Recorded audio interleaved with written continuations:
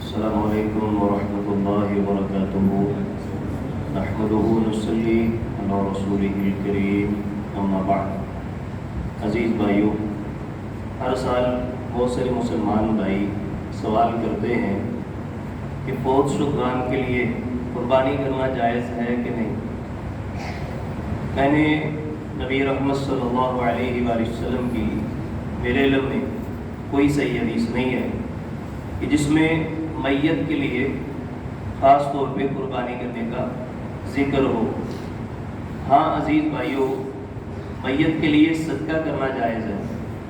اگر آپ چاہتے ہیں کہ میت کے لیے قربانی کریں، وہ بطور صدقہ ہوگی، اور جو میت کے لیے جانور ذبح کر رہے ہیں وہ سارے کا سارا فی سبیل اللہ تقسیم ہوگا۔ اس میں سے آپ نہیں کھا سکتے، آپ کے صاحب حیثیت جو رشتہ دار ہیں وہ نہیں کھا سکتے۔ غرباء، مساکین اور محتاجوں میں وہ سارے کا سارا تقسیم کرنا ہوگا۔ اس صورت میں آپ میت کے لیے جانور ذبح کر سکتے ہیں، بطور صدقہ وہ قربان ہوگا اور سارے کا سارا اللہ کے راستے میں تقسیم ہوگا۔ اکثر لوگ میت کے لیے جب قربانی کرنے کا سوال کرتے ہیں نا، تو پیچھے والدین کے لیے اصالہ ثواب کرنے کا ارادہ ہوتا ہے، اپنی ماں کے لیے، اپنے والد کے لیے۔ عزیز بھائیوں، نبی رحمت صلی اللہ علیہ وآلہ وسلم کا سچا فرمان ہے، نیک اولاد بہترین صدقہ جاریہ ہوتی۔ آپ جانور ذبح کر رہے ہیں اللہ کی رضا کے لیے، ماں کی طرف سے نہیں ہے، والد کی طرف سے نہیں ہے، آپ کو اور آپ کے والدین کو اس کا ثواب جانا ہی جانا ہے۔ والدین کو آپ عمرہ کر رہے ہیں، حج کر رہے ہیں، نماز پڑھ رہے ہیں، کوئی بھی نیک کام کرتے ہیں، والدین کو اس کا ثواب جانا ہی جانا ہے۔ تو بہرحال مسئلے کی صورت یہ ہے کہ اگر آپ نے کوئی جانور میت کی طرف سے ذبح کرنا ہے، وہ سارے کا سارا اللہ کے راستے میں فی سبیل اللہ تقسیم ہوگا غرباء میں۔ آج کے درس کی دوسری گزارش، ذو الحج کا پہلا عشرہ بڑی اس کی اہمیت ہے، فضیلت ہے، آپ ہر سال سنتے ہیں۔ اور ذو الحج کے پہلے عشرے میں ایک دن ہے 9 تاریخ یوم عرفہ۔ اس دن اللہ بہت سارے لوگوں کو جہنم سے آزاد کرتے ہیں اور فرشتوں کے سامنے اللہ اپنے بندوں پر فخر کرتے ہیں۔ اور ذو الحج کے پہلے عشرے میں ایک دن ہے یوم النحر۔ اللہ کو جب لوگ اللہ کی رضا کے لیے جانور ذبح کرتے ہیں تو اپنے بندوں سے بڑا پیار آتا ہے، اور یہ دن بڑا بہترین دن ہے اللہ کی رضا کے لیے۔ یوم النحر، ذو الحج کی 10 تاریخ کو مسلمان بھائی اللہ کی رضا کے لیے بہت سارے جانور ذبح کرتے ہیں، قربان کرتے ہیں۔ اگر سے قربانی کے لیے ایام تشریق ذو الحج کا پہلا عشرہ، اس میں 10ویں تاریخ ہے یوم النحر، اس میں بھی قربانی ہے۔ اور اس کے بعد ایام تشریق ذو الحج کی 11، 12 اور 13 تاریخ، یعنی عید کے چوتھے دن عصر تک آپ قربانی کر سکتے ہیں۔ لیکن اگر آپ اللہ کی رضا کے لیے، اللہ کی خوشنودی کے لیے، اللہ کا قرب حاصل کرنے کے لیے جانور ذبح کر رہے ہیں، آپ کے پاس 2 جانور ہیں، 3 جانور ہیں، 10، 20 ہیں، جتنے بھی ہیں، ہر ممکن کوشش کریں پہلے دن کرنے کی۔ دوسرے دن ہو جاتی ہے، تیسرے دن ہو جاتی ہے، چوتھے دن بھی قربانی جائز ہے۔ لیکن یہ جو پہلا عشر ہے 10 دن، ان 10 دنوں کی عظمت آپ نے سنی ہے، ان 10 دنوں کے عمل کے برابر کوئی عمل نہیں۔ تو یہ 10واں دن ہے یوم النحر، کل آخری 10واں دن ہے، تو آپ کوشش کریں کہ سارے کے سارے جانور اللہ کی رضا کے لیے کل ذبح کریں، کیونکہ جو اجر ثواب کل ملنا ہے نا، وہ آپ بعد میں نہیں پا سکتے، کبھی بھی نہیں پا سکتے۔ بڑا فرق ہے، عام دنوں کا کوئی بھی عمل ان 10 دنوں کے عمل کا مقابلہ نہیں کر سکتا۔ تو وہ 10 دنوں میں سے کل آخری دن ہے، 10واں دن، تو آپ انشاءاللہ اللہ کی رضا کے لیے سارے جانور کل ذبح کریں۔ یہ جو رواج ہے نا، آج چاچو کی طرف جائیں گے، کل ماموں کی طرف جائیں گے، آج ان کے ہاں قربانی، کل ان کے ہاں قربانی، پھر ہماری باری ہے، تو یہ عزیز بھائیوں قربانی ہو جاتی ہے، میں یہ نہیں کہتا نہیں ہوتی، لیکن آپ اللہ کا قرب حاصل کرنا چاہتے ہیں تو پھر کل کا دن بہت اہم ہے، ساری قربانیاں کل ہی کریں۔ آج کے درس کی تیسری گزارش، عزیز بھائیوں، اگر آپ اللہ کو راضی کرنے کے لیے جانور ذبح کر رہے ہیں، اللہ کو راضی کرنے کے لیے جانور قربان کرنے میں، اس کا گوشت بنانے میں، اور پھر اس کا گوشت پکانے میں، کھانے میں، تقسیم کرنے میں اگر آپ کی ظہر، عصر، مغرب، عشاء رہ گئی تو یاد رکھیں اللہ راضی نہیں ہوگا۔ 10-20 لاکھ کے جانور لیے، 4-5 لاکھ کے جانور لیے، مقصد یہ ہے کہ اللہ راضی ہو جائے، لیکن اگر آپ جانور ذبح کرنے میں اور جانور کا گوشت کھانے میں، تقسیم کرنے میں 4 نمازیں ضائع کر دیں گے نا، تو میری یاد رکھیں اللہ راضی نہیں ہوں گے، نماز چھوڑنے کی وجہ سے اللہ ناراض ہو جائیں گے۔ تو تو نماز نہیں چھوڑنی ہم نے کسی بھی صورت، انشاءاللہ سارے کام چھوڑ کے سب سے پہلے ہم نے اللہ کی رضا کے لیے نماز پڑھنی ہے۔ آج کے درس کی چوتھی گزارش، عزیز بھائیوں، قربانی کا گوشت، قربانی کا جانور ذبح کرنے کے بعد گوشت کے 3 حصے اکثر مسلمان بھائی بناتے ہیں، 3 حصے۔ اب یہ فلسفہ میری سمجھ سے باہر ہے کہ 3 حصے بنا رہے ہیں، ایک اپنے لیے، ایک اپنے رشتہ داروں کے لیے، ایک غرباء اور مساکین کے لیے۔ اچھا، اپنے لیے ایک حصہ رکھ رہے ہیں، میں مثال دے رہا ہوں، 3 بکرے کی ہیں، ایک پورا بکرا اپنے لیے، ایک پورا بکرا اپنے لیے، گھر کے افراد کتنے؟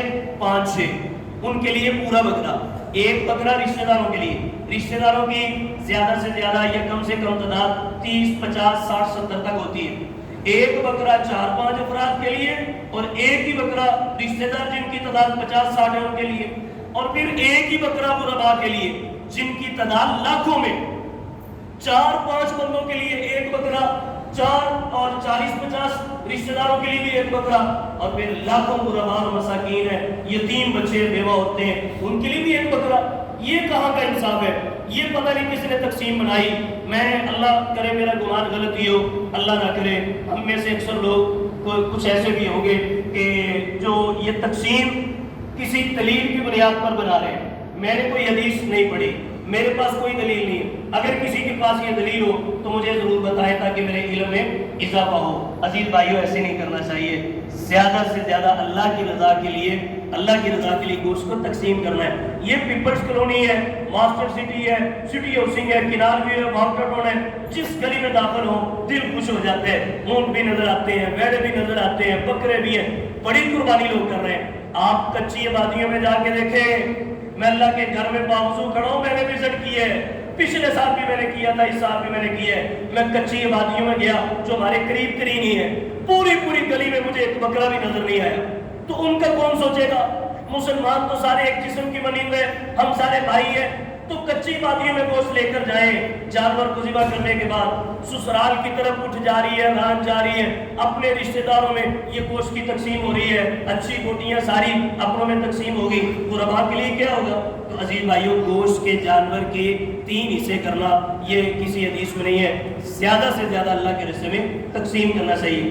آج کے درس کی 5ویں گزارش، عزیز بھائیوں، یہ بہت سارے مسلمان بھائی کہتے ہیں قربانی کا گوشت 3 دن سے زیادہ نہیں کھانا چاہیے۔ 1 سال قید سالی تھی، نبی رحمت صلی اللہ علیہ وسلم نے منع کیا کہ 3 دن سے زیادہ گوشت نہیں کھانا، اپنے گھر میں جمع نہیں رکھنا، جتنا کھا سکتے ہو کھا لیں، باقی سارا اللہ کے رستے میں دے۔ جب رزق کی فراوانی ہوئی، فتوحات ہوئی، تو نبی رحمت صلی اللہ علیہ وسلم نے اجازت دے دی کہ آپ 3 دن کے بعد بھی قربانی کا گوشت کھا سکتے ہیں۔ اور کچھ مسلمان بھائی کہتے ہیں محرم سے پہلے قربانی کا گوشت ختم ہونا ضروری ہے، اس کی بھی کوئی دلیل نہیں ہے، یہ بھی کسی حدیث میں نہیں ہے۔ ہاں، انسانیت اسے کہتے ہیں، خیر خواہی اسے کہتے ہیں، جذبہ احسان اسے کہتے ہیں، اور بہترین ہمدردی اسے کہتے ہیں کہ آپ سارے کا سارا اللہ کے راستے میں تقسیم کر دیں۔ جو قربانی کر رہے ہیں نا، وہ صاحب حیثیت ہے، ماشاءاللہ وہ سال بھر گوشت کھاتا رہتا ہے، اصل میں یہ غرباء مساکین کا حق ہے، زیادہ سے زیادہ ان کو دے دیں۔ لیکن اگر کوئی بندہ کہے کہ محرم کے آنے سے پہلے گوشت کھا لیں، اس کے بعد کھانا حرام ہے، اس کی کوئی دلیل نہیں ہے، اس کی کوئی حدیث نہیں ہے، یہ بات یاد رکھیں۔ بہرحال آپ بھی یہ ذہن میں رکھنا ہے کہ زیادہ سے زیادہ اللہ کے راستے میں گوشت تقسیم کرنا ہے۔ تو آج کے درس کی آخری 2 باتیں، عزیز بھائیوں، قربانی کے حوالے سے 8 نامناسب رویے جو میں ذکر کر چکا ہوں، 2 باقی رہ گئے، وہ واٹس ایپ گروپ میں نے شیئر کر دی ہیں۔ قربانی کے حوالے سے نامناسب کچھ رویے ہیں 8، ان کا ذکر کر دیا، 2 باقی رہ گئے۔ ان میں سے ایک رویہ یہ ہے عزیز بھائیوں کہ بہت سارے مسلمان بھائی جب جانور لے کے آتے ہیں نا، آپ بھی پوچھتے ہیں، میں بھی پوچھتا ہوں، بچے پوچھتے ہیں کتنے کا لائے ہو، ہر کوئی پوچھتا ہے۔ منڈی سے لے کے گھر آنے تک 10 20 25 لوگوں کو بتانا پڑتا ہے کہ میں 10 لاکھ کا لایا ہوں، 2 لاکھ کا لایا ہوں، 3 لاکھ کا لایا ہوں، نہ پوچھا کریں قیمت۔ ہر بندے کی یہ عادت بن چکی ہے،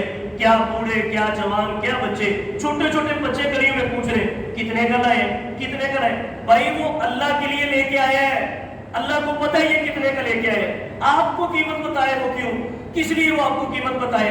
اس نے اللہ سے اجر لینا ہے، اللہ کو پتہ ہے وہ کتنے کا لے کے آئے، تو قیمت نہ پوچھا کریں۔ پھر قیمت پوچھنے کے بعد نا ہم تصحیح بھی کرتے ہیں، کوئی کہہ دے رہا میں 3 لاکھ کا لیا ہے، تو پورے محلے میں اس کی بے عزتی کرتے ہیں، اس کی کمر کے پیچھے لے انج بڑا سیاح بنتا ہے، ایڈا مہنگا جانور لے آئے۔ اور کچھ لوگ کہتے ہیں ٹھیک ہے جی مناسب مل گئے، کچھ کہتے ہیں سستا مل گیا، کچھ کہتے ہیں اس کے ساتھ دھوکا ہو گیا. یہ ساری باتوں کے پیچھے کیا فلسفہ ہے؟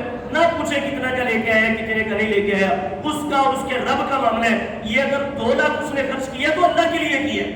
آپ نہ پوچھے کتنے کا لے کے آیا ہے، آپ کو اور مجھے پوچھنے کی کوئی ضرورت نہیں ہے. اور آخری بات عزیز بھائیوں، ایک بہت ہی نامناسب رویہ ہر سال دیکھنے کو آتا ہے. آپ بھی دیکھ لیں، 2 3 گلیوں سے موٹر سائیکل بیک کرنی پڑتی ہے، موٹر سائیکل پرتانی پڑتی ہے اور گاڑی کو ریٹرن کرنا پڑتا ہے. جس گلی میں جائے تمبو لگا ہوا ہے، رستہ بند ہے، جس گلی میں جائے رستہ بند ہے. اکثر گلیاں بند کی ہوئی ہیں. یہ کوئی اچھا رویہ نہیں ہے کہ ایک اونٹ لے لیں گلی بند کر دیں، ایک جانور بھیڑا لے لیں، 2 بکرے لے لیں گلی بند کر دیں. رستے کے بھی حقوق ہے. نبی رحمت صلی اللہ علیہ وسلم نے کانٹا رستے سے اٹھانے کی امت کو تلقین کی ہے. کوئی پھسلنے والی چیز پڑی ہے اس کو سائڈ پہ کرنے کا حکم دیا ہے، کوئی پتھر پڑا ہے اس کو ہٹانے کا حکم دیا ہے. رستے میں رکاوٹیں پیدا کرنا یہ مسلمان کو اسلام اجازت نہیں دیتا. رستے کھلے رکھیں، جانور بھی باندھے، رستے بھی کھلے رکھیں. یہ جو رستہ بند کرنے والا رویہ ہے بہت زیادہ تکلیف دیتا ہے. میں اپنی بات کر رہا ہوں، یہ 3 4 دنوں میں کئی گلیوں سے موڑ لینا پڑے کہ رستہ بند ہے. اللہ سے دعا ہے اللہ سب کی قربانیاں قبول فرمائے. وعلینا الا البلاغ.